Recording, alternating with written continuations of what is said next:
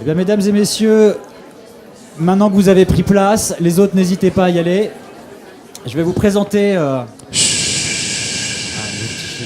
Sinon, vous allez manquer l'accent québécois pour 15 minutes. Merci Arnaud. Ah, voilà, vous voulez de l'accent québécois? Bon alors, Georges, notre ami est le cofondateur de Spectrum Media, qui est une agence de 20 personnes, il va vous en parler un petit peu. Alors, Georges, 35 ans? 36? 36 bientôt. C'est ça. Fanatique d'agilité et de lean. Il aide de nombreuses startups à émerger au Québec. C'est une personnalité marquante du web au Canada. Donc, il nous a déjà honoré de sa présence l'année dernière pour un court pitch. Et là, cette année, il nous fait une synthèse de cette matinée. Il va nous apporter son regard. Voilà, faut dire que Georges, c'est un leader inspiré et inspirant. Il lit beaucoup sur le sujet du management et des RH, de la motivation.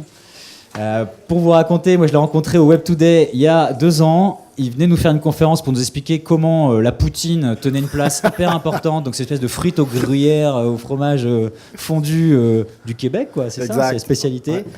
Ouais. Et tout le monde s'est dit, mais dis donc, t'as une entreprise libérée, toi? Et il a fait, c'est quoi une entreprise libérée? Donc, c'est assez marrant, voilà. Donc, comme quoi, on a plein de termes pour dire des choses qui, toi, t'ont paru évidentes. Georges, à toi, merci de nous apporter ton regard. Merci de m'accueillir. Qui était là l'année passée? OK, question, je me répète pas trop. Puis il faut pas que je fasse les mêmes blagues non plus. En fait, pour commencer, si je dis des trucs que vous comprenez pas, levez la main, je vais reprendre ça avec des termes un peu plus français. Donc, c'est ça. En fait, Spectrum, rapidement, c'est une boîte de web. C'est surtout ce qui a donné naissance à un écosystème, en fait, où on a notre propre immeuble, qu'on a aménagé vraiment pour un espace de coworking, et où on encourage, en fait, l'ensemble de nos employés à quitter leur emploi pour démarrer leur entreprise en association avec nous.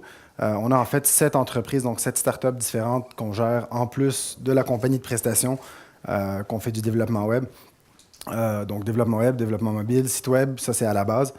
Voyez ça un peu comme un moteur de financement pour l'ensemble des conneries qu'on fait. Donc en ce moment, 80% de nos revenus viennent de l'entreprise de service et 20% viennent des différentes autres activités qu'on fait. Ça fait 8 ans qu'on existe. Parcours rapide, j'ai déjà travaillé dans des grands groupes, donc je connais un petit peu ce parcours-là. J'ai déjà été freelance aussi. J'ai déjà eu une boîte qu'on a montée à 80 employés, qu'on a vendue, et ça a été la pire expérience que j'avais jamais vécue de ma vie. Je m'étais juré que passer 20 employés, ça devenait l'horreur dans une entreprise. Donc j'ai lancé un peu des initiatives comme la Communauté Agile de Québec pour encourager un peu le management lean. Et c'est ça, je suis un peu trop fanatique, un peu hardcore, redneck un peu par rapport à ça. Mais je suis quand même ouvert à en discuter, je suis juste quand même assez casé sur mes positions. Ceci étant dit, donc Spectrum, le but, c'est jamais dépasser 20 employés et on fait, parce que j'entends déjà quelques questions qui vont dire « Ouais, mais vous faites des petits projets ». On fait parmi les plus gros projets qui existent au Québec. On a fait la première plateforme de soumission en ligne du gouvernement du Québec. Donc, on fait quand même des très, très gros projets. On a des clients beaucoup à l'international. On a développé des techniques de travail qui sont très différentes. J'ai entendu tantôt la conférence de la Poste qui parlait de l'implantation agile. Donc, c'est le genre de choses qu'on définit. La différence qu'on fait, c'est qu'on va exiger à nos clients une formation, en fait, que c'est nous qui allons leur donner, qui est gratuite, pour comprendre un peu c'est quoi le lean management. Comme ça, culturellement, quand on travaille avec nos clients, ils sont capables de comprendre un peu qu'on leur parle de user story, qu'on leur demande de l'engagement, qu'on leur demande du feedback rapide, etc. Donc ça, c'est la portion présentation. De toute façon, en fin de journée, on va continuer à en parler. Si je ne me trompe pas, on fait un panel. C'est bon. Donc, je vais vous faire un petit topo de ce que j'ai entendu ce matin, que j'ai trouvé intéressant, moins intéressant, des choses qui m'ont un peu surpris par rapport au référentiel dans le fond, dans lequel vous vous placez un peu. Je vais y aller un peu, ça va être décousu, mais en tout cas, ça devrait tenir la route. Donc, la première chose, je vois que, en fait, San Francisco, Google et tout, c'est un piédestal un peu, c'est placé sur un piédestal pour beaucoup de gens ici. Les questions se dirigeaient un peu dans ce sens-là. Honnêtement, je pense que le gazon est toujours plus vert ailleurs. C'est jusqu'à temps qu'on soit assis à l'intérieur. Je ne sais pas si c'est Ludovic ou Alexandre, quand il disait chez Google, c'est pas nécessairement rose. J'ai adoré la réponse de Mathieu qui donnait la conf sur le développeur. Ça fait partie de nos questions d'entrevue, en fait, quand on passe les gens en entrevue, c'est si tu avais une job chez Google demain, est-ce que tu irais? Puis si oui, pourquoi? Puis sinon, pourquoi? L'idée derrière ça, c'est de dire que le plus fondamental, puis je pense que c'est générationnel, puis je pense que l'écart souvent en management aujourd'hui se situe à ce niveau-là, c'est que dans notre génération, puis j'ai 35, mais je pense que j'ai la mentalité d'un 16 ans, C'est pour dire que la mentalité est beaucoup plus axée vers le sens, en fait. On a, dans notre génération, vu nos parents travailler un peu pour l'emploi, se déplacer pour l'emploi. Et aujourd'hui, en fait, nous, on décide de faire plutôt, c'est plutôt de créer un emploi à notre image. Donc, ça va se coller beaucoup plus à nos valeurs. Donc, que ce soit Google, que ce soit Apple ou peu importe, c'est très peu ou, je veux dire, beaucoup plus rarement impressionnant pour des gens de moins de 35 ans. Là, je m'inclus encore jusqu'à quelques mois. Donc, je pense que c'est fondamentalement cette vision du boulot qui a changé et où on voit vraiment un gros écart entre les managers qui sont, mettons, naturellement ou probablement d'une génération un peu plus âgée que la nouvelle force de travail qui arrive dans l'emploi. Je pense que cet écart-là, en fait, c'est ça qu'on essaie de combler en essayant de mettre en place des méthodes libérées. Je trouve encore l'expression drôle, en fait. Je vais y revenir. Donc, ouais, je pense que c'est important. L'autre chose aussi que j'ai entendue, il y avait plusieurs back and forth, en fait, quand les gens parlaient de dire ouais, mais la performance, on coupe 5% ou 10% des moins performants, puis ça avait l'air très, très, très surprenant, en fait. Alors que je pense que le Canada se situe dans un milieu, en fait, entre la France et les États-Unis. Donc, nous, on trouve que les Américains travaillent beaucoup trop puis sont complètement cinglés. D'ailleurs, je vous parlais un peu du développement de notre clientèle à l'international. Par réflexe, au niveau de l'entreprise, on s'est dit, on va aller développer aux États-Unis. On a développé aux États-Unis. Après un an, en fait, on a arrêté. On a transféré nos clients à d'autres boîtes. On les a mis à la porte. Puis on a dit, on ne pouvait jamais travailler avec les Américains parce qu'ils travaillent tout le temps. Ils ne se gênent pas d'appeler samedi, ils ne se gênent pas d'écrire des mails dimanche, puis ils s'attendent à une réponse après quinzaine de minutes, sinon tu es trop lent. Alors, eux, ils trouvaient qu'on était tout le temps en vacances. Puis si je me retourne un peu vers la France, fait que, bref, je pense que j'ai fait mon point. Donc, ce que je veux dire, c'est que le côté performance est important. Puis je pense que c'est un retour du balancier. Je pense qu'aux États-Unis, on est à l'extrême un peu de tout ce qui est performance qui prend le dessus sur le reste un peu des autres aspects de la vie. Puis je pense qu'en France, c'est vraiment le travail, c'est presque une obligation en quelque sorte. Je mets ça entre guillemets. Je parle culturellement parlant et je pense que le juste milieu situé entre les deux, il n'est pas au Québec, honnêtement. Il y a beaucoup, beaucoup de choses que je trouve très déplorables au Québec. Je vais vous en parler tantôt par rapport à des choses que je trouve que vous faites très bien. Mais je pense qu'en termes de performance et la vision du performance dans un emploi, vu que j'en ai entendu parler beaucoup ce matin, je pense qu'il y a un juste milieu entre les deux. En fait, Mathieu, je vais reprendre beaucoup Mathieu parce que c'est des choses qui m'ont vraiment marqué. Je trouvais qu'il représentait un peu, en fait, l'employé typique aujourd'hui de notre génération. Puis je veux pas dénaturer ce qu'il a fait. Je pense que c'est gigantesque ce qu'il a fait de dire qu'il allait créer son emploi et le mouvement et tout. Mais je pense que pour tous les responsables en RH ou les gens, c'est des managers qui sont là, si vous voulez être dans la mentalité typique et moyenne des gens de moins de 35 ans aujourd'hui, c'est Mathieu incarné. Je vais parler à Mathieu directement. C'est pour ça que chez Spectrum, par exemple, les gens ils ont le droit de travailler à distance quand ils veulent, ils ont d'horaires flexibles, on travaille 4 jours semaine et on les encourage à quitter leur emploi parce que de toute façon, s'ils ne sont pas heureux, ils vont vouloir quitter leur emploi.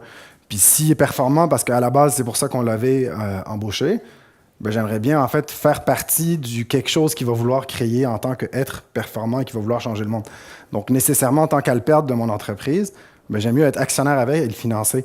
On a des employés en fait qu'on finance à l'année longue pour développer des projets. Par contre, le revers de la médaille, c'est qu'ils ont de la responsabilité, on leur demande énormément d'engagement. C'est-à-dire que quand j'ai besoin de lui dans le travail, il sait que le revers du fait qu'on le finance pendant qu'il travaille sur son projet, mais que j'ai besoin de lui, il va se donner corps et âme par rapport à ce qu'on fait. Mais c'est du égal à égal, en fait. C'est pas un manager avec un employé, c'est pas l'inverse non plus. C'est vraiment d'égal à égal, puis on a un projet commun, puis ça répond un peu à la question sens, en fait, qu'on a. Et soit dit en passant, dans nos startups, donc il y en a 3, en fait, qu'on a lancé avec des employés. Un qui est lancé à la fin de l'année. Une, en fait, qui est déjà valorisée plus que Spectrum elle-même. Puis notre employé, il y a 25% de l'entreprise avec nous. Ils ont leurs propres employés, ils font leurs propres embauches, leur propre culture. C'est pas moi le CEO de la boîte, c'est cet employé-là qui aujourd'hui, et c'était notre lead tech de la boîte. Donc, c'était un gros morceau qu'on perdait dans la boîte. Puis je pense, honnêtement, c'est très dur, mais je pense que ça fait partie... Ça aurait été naturel, en fait. Charles serait parti de toute façon à un moment donné. Alors que là, on l'a aidé à bâtir quelque chose qui, nous, on en fait partie, puis on essaie d'en faire plus. Donc voilà, au niveau de la performance, je pense que c'est important de comprendre que la performance, c'est pas juste aussi le rendement, mais beaucoup plus aussi le niveau d'engagement qu'une personne peut avoir dans l'entreprise. Mais je pense aussi que les employeurs ont une job à faire aussi. Eux autres, il faut qu'ils en donnent aussi. C'est pas juste de demander à l'employé, c'est dans les deux sens. Puis en fait, c'est relativement simple. Des fois, on pense qu'on a besoin d'une révolution, mais on n'en a pas besoin. C'est juste générationnel. En fait, vous n'aurez juste pas le choix. Dans 15-20 ans, ça va être comme ça. Puis vous êtes dedans, vous n'êtes pas dedans. C'est tout. Je pense que c'est simple. On n'a même pas besoin de se battre pour ça. C'est la loi de la majorité, en fait. Donc, Perfo, on a parlé beaucoup de superstars. J'ai adoré, je voulais faire un petit mémo. Je trouve ça vraiment cool de pas penser que ça prend un employé superstar. En fait, encore une fois, je fais référence un peu au lean management. Ce qu'on dit souvent, c'est qu'on cherche à avoir des généralistes spécialisés plutôt que d'avoir des spécialistes. La raison, c'est que quand ça va mal, on veut que tout le monde pousse dans le même sens. Puis si on a des spécialistes qui font, par exemple, juste un métier X, bien, il ne pourra pas pousser dans le même sens que toute l'équipe. Donc, c'est vraiment important de ne pas chercher une personne qui est hyper spécialisée, hyper superstar dans quelque chose. Ce qu'on veut, en fait, c'est quelqu'un qui est capable de faire plein de choses, mais qui aurait une préférence ou quelque chose qu'il aime plus ou qui est plus spécialisé. Deuxième chose, culturellement, dans les entreprises, on valorise les superstars. On valorise ce qu'on appelle, nous, au Québec, c'est ceux qui éteignent les feux. Donc, quand il y a un feu, puis ceux qui vont l'éteindre. Mais donc, on valorise les pompiers, mais on ne valorise pas ceux qui n'ont jamais parti de feu, en fait. Alors qu'en réalité, c'est une pas mal plus grande valeur pour une organisation de jamais partir de feu que d'avoir un pompier, en fait, qui va éteindre les feux. Donc, puis je pense qu'il y a un peu cet écart-là. Je pense en termes de performance, c'est ça qu'il faut qu'on mesure aussi. Quand on parlait aussi de Google, etc., je trouvais ça drôle parce qu'on n'avait jamais durant la discussion, on n'a pas établi le dénominateur en fait sur lequel on mesurait Google. C'est quoi le taux de roulement du personnel chez Google? Est-ce qu'il y a quelqu'un qui le sait? Parce que, mettons, ça pourrait être un indicateur qui fait que Google sont pourris en fait en tant qu'entreprise en RH. Right? Ça dépend de notre référentiel. Moi, personnellement, je trouve que le taux de roulement, c'est un des meilleurs aspects du bonheur et de la performance d'une entreprise. Encore une fois, ça ne veut pas dire tolérer la médiocrité, mais de dire que si on embauche du monde qui se ressemble de plus en plus et qui ont une mission commune dans ce qu'ils font, bien, le taux de rendement va être bas. Puis la question, est-ce que Google a un taux de rendement bas? Honnêtement, je ne connais pas les chiffres, mais je ne serais pas surpris de savoir qu'il est relativement élevé, bien, parce qu'il coupe dans le bas de la performance, etc. Puis, je pense que c'est important aussi de se donner un dénominateur par rapport à l'entreprise, de dire, bien, qu'est-ce qu'on vise à faire? Est-ce qu'on vise à avoir un dénominateur qui est le taux de rendement puis le nombre d'heures travaillées? Souvent, on se fait dire hey, vous êtes 4 jours semaine, comme Google d'ailleurs, 4 jours semaine. J'en connais beaucoup qui travaillent chez Google qui sont loin d'être du 4 jours semaine. Puis le 4 jours semaine, en réalité, en tant que manager, c'est aussi une méthode de gestion. En fait, honnêtement, personnellement, je trouve que c'est une des plus belles méthodes de gestion. C'est quand vous rentrez vendredi matin et qu'il y a du monde qui travaille, c'est que vous avez mal fait votre planif. Parce que les gens travaillent, mais on ne leur demande pas de faire du overtime, en fait. Ils sont en train de faire leur truc. Fait que c'est plus dans cet aspect-là qu'il faut le voir, c'est par rapport au nombre d'heures de travail. Fait que j'ai déjà parlé de Mathieu à travers ça. Un autre truc qui m'a surpris aussi, que j'ai pas vu dans les discussions, je pense qu'au Québec, mais mondialement, c'est un mouvement assez drastique, c'est le travail à distance, le côté nomade, en fait. On a parlé beaucoup de transparence, de culture, alors que, je ne sais pas pour vous, mais moi, ça arrive souvent que dans la négociation qu'on a avec les employés, de dire, bon, est-ce que tu veux venir travailler chez Spectrum? Ouais, je peux-tu voyager? Parce que moi, tu sais, mettons, on a quelqu'un qui fait du cyclotourisme, qui part 1 mois par année avec sa copine, avec un vélo, puis qu'il s'en va faire de la route. Mais pour lui, c'était important dans les conditions de travail qu'il puisse partir, à la limite, continuer à travailler à distance. Donc, le soir, quand il se pose, il ouvre son ordi, il travaille quelques heures, donc il va travailler l'équivalent peut-être d'une journée ou 2 dans la semaine, mais il continue à travailler. Et cette mobilité-là est un avantage. Puis il n'y a pas besoin d'être payé plus. C'est pas une négociation de salaire, c'est une négociation par rapport à des conditions.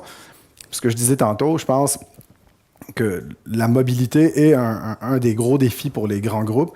Puis souvent, quand je donne une conférence il n'y a pas très longtemps, en fait, par rapport au travail nomade, et ils m'ont dit « Ouais, mais comment on fait pour savoir qui travaille? » Puis ma réponse était vraiment facile, en fait. C'est que si vous avez besoin de voir votre employé pour qu'il travaille, pour que vous sachiez qu'il travaille, vous avez échoué à la base. Hein. Je veux dire, ça ne marche pas. Si vous avez besoin de le voir, c'est pas bon, là. Fait que je pense qu'à la base, sinon, si vous faites confiance et que vous dites, ben je sais qu'il travaille parce que c'est performant, parce que j'ai des bons indicateurs, parce que je sais ce qu'il fait, ben on s'en fout qu'il soit en Thaïlande, au bord de l'eau, en train de travailler, ou qu'il soit dans votre bureau avec des cubicules. On s'en fout, ça n'a aucun sens. Rendu là, c'est juste de s'établir ce climat de confiance-là que je pense est la base un peu du reste. Très impressionnant aussi, j'ai vu pour Airbus, je ne sais pas si vous le savez, là, mais on a vraiment une perspective sur le syndicat français vraiment très costaud. C'était bon, ça, comme terme. Et ce que je voulais dire, j'étais quand même impressionné de voir un peu un représentant syndical qui présentait un peu sa perception d'un changement. C'est sûr que de la perspective d'une boîte un peu de la grosse comme la nôtre, c'est pas un changement drastique, mais en ayant eu un peu d'expérience plus dans les grands groupes, je comprends que ce 10 degrés de tournure doit être gigantesque, qui devait impliquer beaucoup trop de monde, mais je trouve que l'ouverture était vraiment exceptionnelle, puis ça devrait être un modèle qui devrait être plus souvent repris. Bon, ça c'est bon. J'ai bien aimé aussi, j'étais à la conférence de ODCO, qui disait à un moment donné, je l'ai mis entre guillemets, c'est plutôt une business à l'américaine. Puis ça revient un peu à ce que je disais tantôt, c'est qu'on va idéaliser ce modèle-là, mais en même temps, on a culturellement, en tant que francophone, on est loin de vouloir faire ça un jour.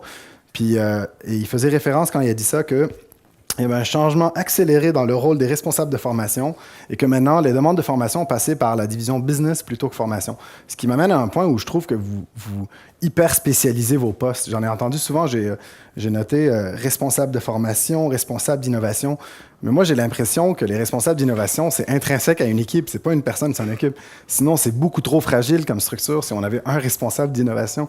Puis je pense de dire que la formation devrait passer par le responsable de formation, c'est un peu simpliste. Et j'ai l'impression que ça ne rentre pas par la bonne porte, en fait. Ça devrait être un besoin d'équipe plutôt que le responsable de quelqu'un à la place. Puis je pense que cette hyper-spécialisation revient à ce qu'on disait tantôt. Je pense qu'on veut, c'est des généralistes spécialisés qui ont des forces, plutôt que d'avoir des spécialistes, en fait, qui sont nichés sur ce qu'ils font. Donc, c'est bon. Puis vous aimez beaucoup les structures, j'ai écrit ça dans mes notes.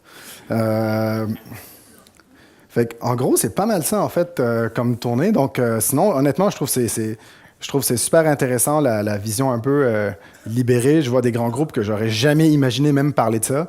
Reste à voir un peu sur le terrain qui se passe. Puis je veux dire un peu il y avait quelqu'un qui était monté poser une question tantôt que je trouvais que c'était une des meilleures questions qui a été posée. C'est pourquoi il n'y avait pas d'ouvriers, pourquoi il n'y avait pas de col bleu, en fait, qui sont venus présenter leur truc chez Airbus. C'était juste des cadres qui présentaient. Puis...